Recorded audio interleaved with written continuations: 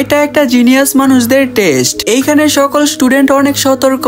পরীক্ষা শেষ হবার পরে টিচার বলে শুধু একজন পাশ হয়েছে, আর বাকি সবাই ওইখান থেকে রাগ করে চলে যায়। আর সেম পরের রাউন্ডের জন্য সিলেক্ট হয়। টিফিনের সময় একটি নীল চুলওয়ালা মেয়ে ভুল করে তার পেন্সিল গর্তে ফেলে দেয়, আর সে স্যামের কাছে দিয়ে যাচ্ছিল।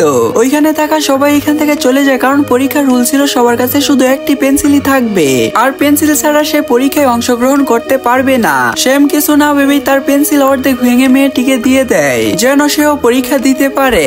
দ্বিতীয় টেস্ট প্রথম থেকেও কঠিন ছিল, যেখানে কেউ শব্দ করতে পারবে না। মেয়েটি জোরে শ্বাস নেয়, তাই টিচার তাকে বাইরে বের করে দেয়। তাই পরীক্ষা আরো কঠিন হয়ে যায়। অনেক স্টুডেন্ট রাগ হয়ে পরীক্ষা থেকে বের হয়ে যায়, কিন্তু নীল চুলওয়ালা মেয়েটি অনেক তাড়াতাড়ি সবগুলো প্রশ্নের উত্তর দিয়ে দেয়। স্যামের সাহায্য করার জন্য তাকে ধন্যবাদ দিয়ে সবগুলো প্রশ্নের উত্তর লিখে নিচে ফেলে যায়, কিন্তু স্যাম ইমানদারি দেখিয়ে ওই নকল নেয় না। আচ্ছা, আপনি হলে এখানে কি করতেন? লাইক করে কমেন্টে জানান।